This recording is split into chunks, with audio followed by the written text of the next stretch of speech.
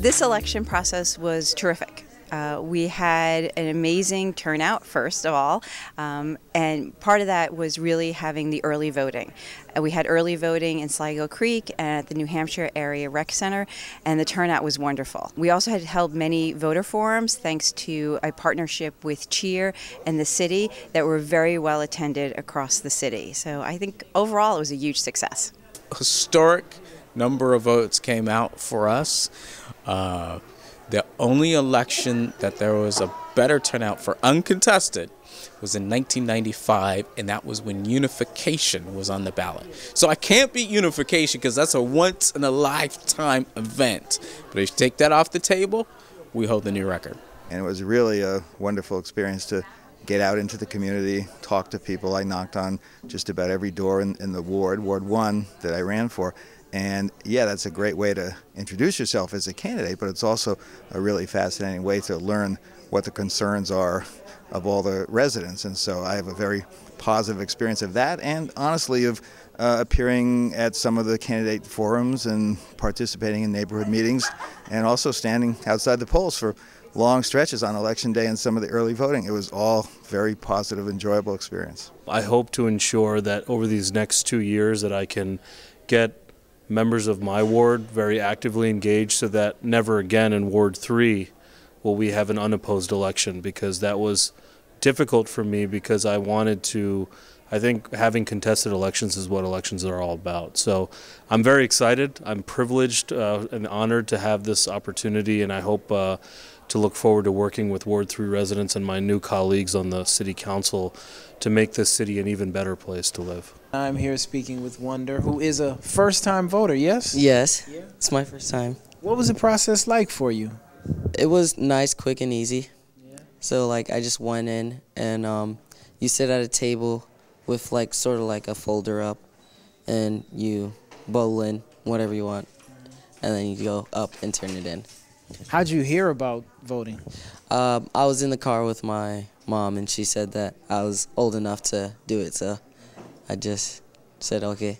I really liked the way that the process was set up. It was very fast. It wasn't a long line. And I liked the way that the balance was set up this time. It was really good. I like that. I am joined by another happy Takoma Park voter. I hope I can call her happy after the vote. Yes? Yes, it was a very easy process. Is this your first time voting? It is not my first time voting. Can I ask how many times you voted before? Let's see, I guess probably 4 times before.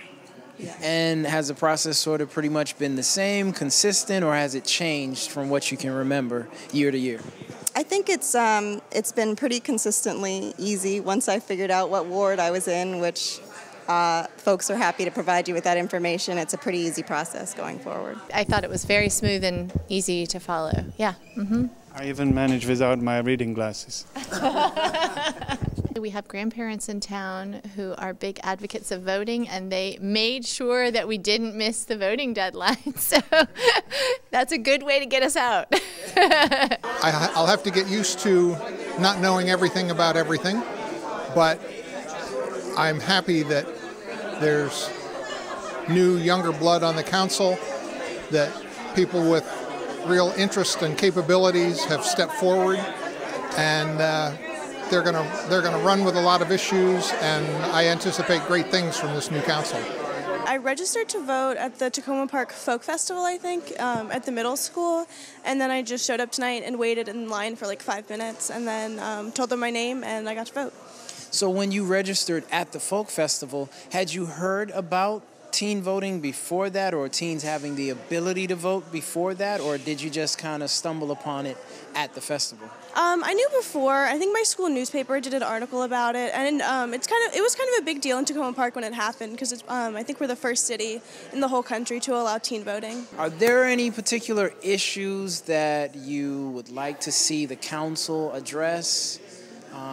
It would be great to see the council kind of address Black Lives Matter, police brutality. We've taken such progressive stances in Takoma Park against anything from nuclear weapons to, whatever else. It would just really be nice, not that we necessarily have a problem with our own force, but just to have that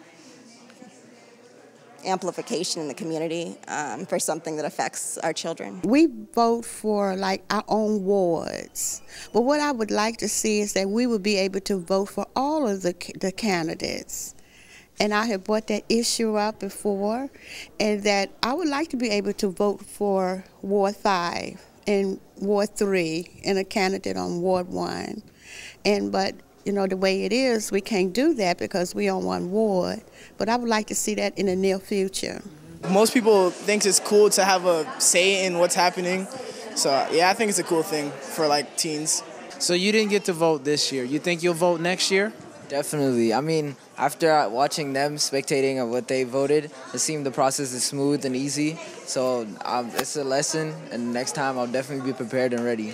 Very good, very good. And you guys, you think you'll be voting again next year? Yeah, I think I'll vote again next year. Yeah, definitely. This is just a fun experience, just a like first time thing. You know, I enjoyed it, so I'm going to do it again next year. First and foremost is really going to be about engaging members of our community. That starts with the youth. 16-year-olds can vote in this city.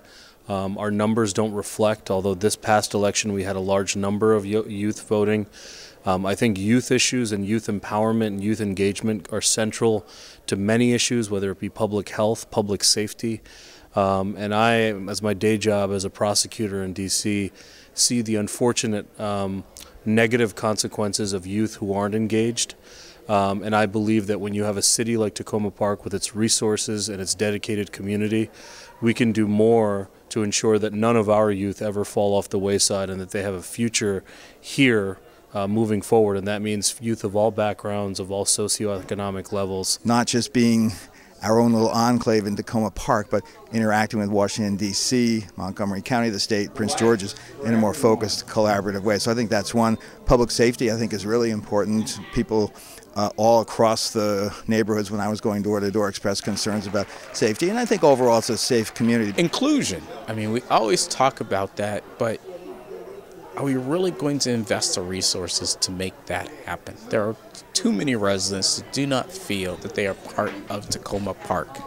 So how do we bring these residents into the process? One of the top priorities is really thinking about affordable housing in our community. What are our goals for the future to make sure that residents can live in our community and that we have an inclusive community? A message to the residents today would be thank you. Thank you so much for coming out to vote and for the support over the last couple of months. And I'm very honored to be the next mayor of Takoma Park.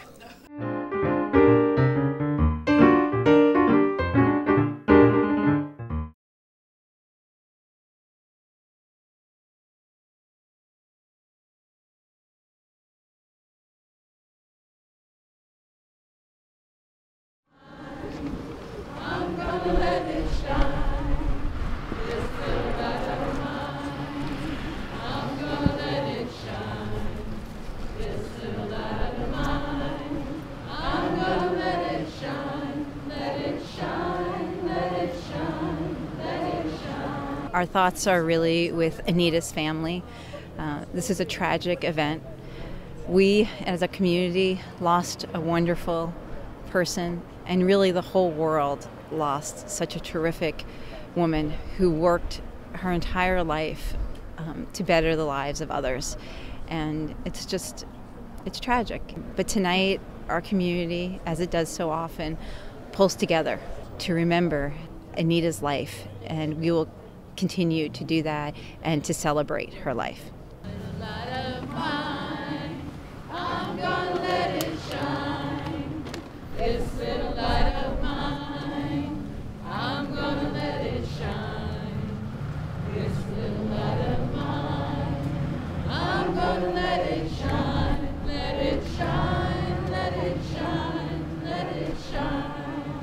I think it's natural in these situations for people to want to act with fear or anger.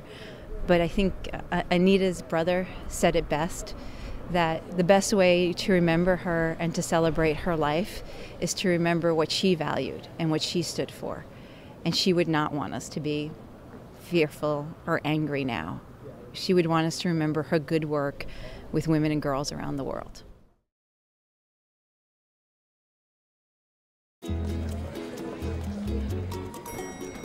Introducing a breakthrough in time management technology.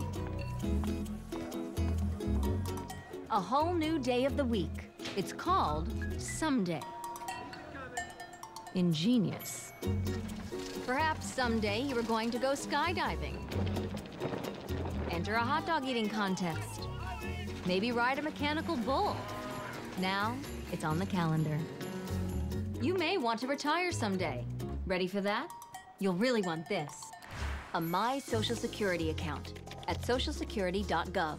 You can estimate your future benefits, plan for your retirement, and how to save for it. If you already receive benefits, you can manage them online.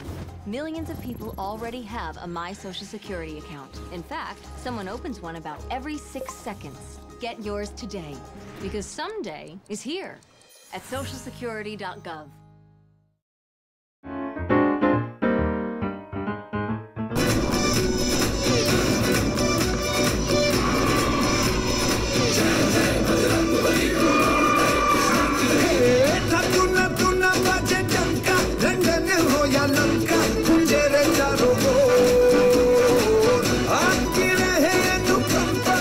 Diwali is a festival of lights, and we distribute sweets among the people, and this is a symbol of peace over the evils. I believe the community may be about 50,000 people here living from India, and so this is a good site for Indian people to come together and celebrate Diwali Mela. The way Christians celebrate the Christmas, this is also like a great festival for people from the India, basically for the Hindus, so they celebrate Diwali. We have got lots of Indian community and lots of Indian stores in Takoma and Langley Park, so that was the purpose to organize Diwali Mela here, so that people can come to know more about the stores of the Takoma Park area, and this is mainly organized by the Takoma Langley Development Authority as well as the Hindu Temple and the city of Takoma Park to give a boost to the businesses of the Takoma Park. For the past couple of years we've wanted to do a festival, but we didn't have the capacity to do it. We wanted to do something that would bring people to this area who would not ordinarily come here and have a positive association. And this Diwali event came about because one of my members is very involved in the Hindu temple, and he offered help with arranging for the music and the vendors and so forth. And because of that relationship, we were able to decide on doing an Indian event. We had thought about doing an African festival or Hispanic festival, but we needed people who were business owners to be involved, and most people are too busy with their business.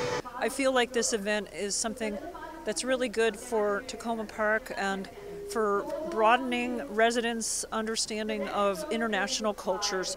There's a large South Asian community remaining in this area, in this business area particularly, and there's many other cultures here, not just Latino. There's Africans and Cambodians and people from the Middle East. So we're trying to showcase some of what's good here. This is long overdue. I think we should have been doing something like this to celebrate the fact that we have a very large Indian community, a large Hindu community, Sikhs and others who come from India, and it's high time that we have recognized their culture and what they contribute to our city, because we are a diverse city. We're very proud of that fact, and it's important to hear the voices of everybody in our city, and this is a long overdue opportunity to bring the South Asian community to prominence.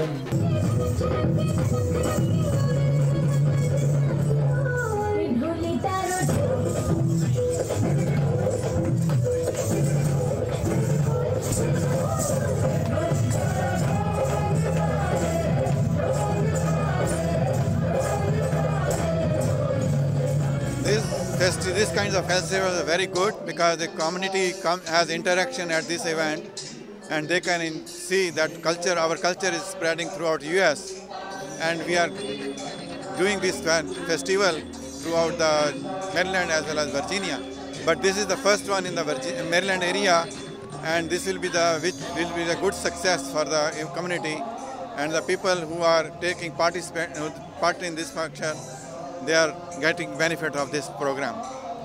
This kind of events should be organized more oftenly so that people can come and enjoy these events. And this is our main event of Diwali. Luckily, we are happy to see that Mr. Obama has announced holiday on this event, and we are happy to look at this one. Thank you.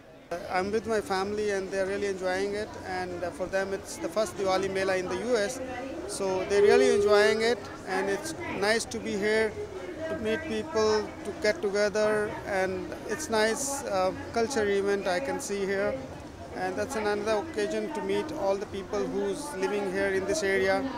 So all in all, I'll say it's nice to have such kind of events, and the culture events rather, to meet the people here in the U.S. from India. This is the first time I'm attending an event like this, and I'm really excited. It's good to have people from all over the country enjoying this. When community do event like this, they promote their own culture, so people get to know about it. So America is a diverse country, a lot of people from different background, different culture. And once you promote events like this, people are going to come forward. They know how other countries celebrate their festival, what exactly are their culture. And also it provides opportunity for the youth who are trying to promote their own community in a different country.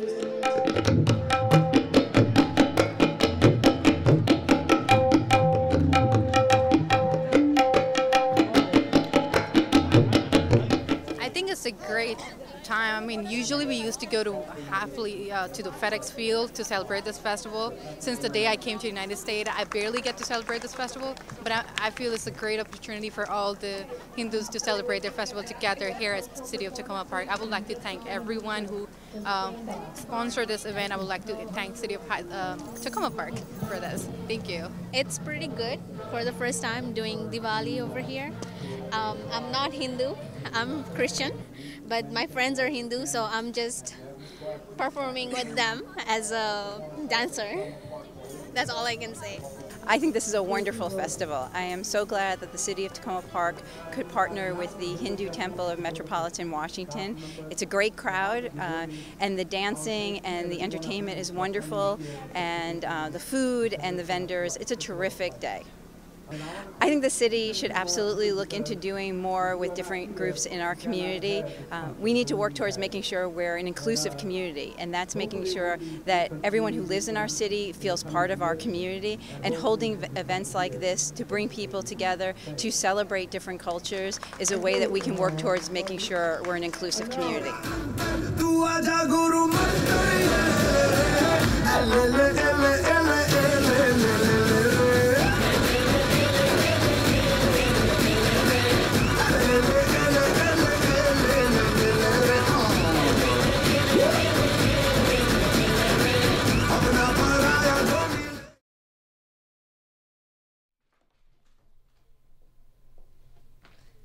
Grandma, she's here! Grandma! Okay, I'm ready.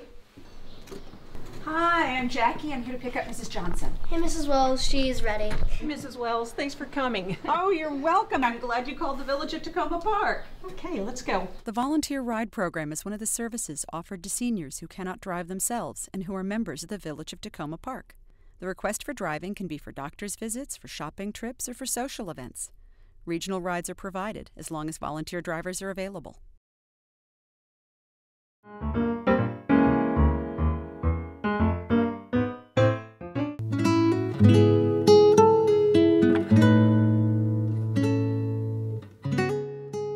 AARP recognizes the work, the time, the energies the family caregivers put into taking care of a loved one.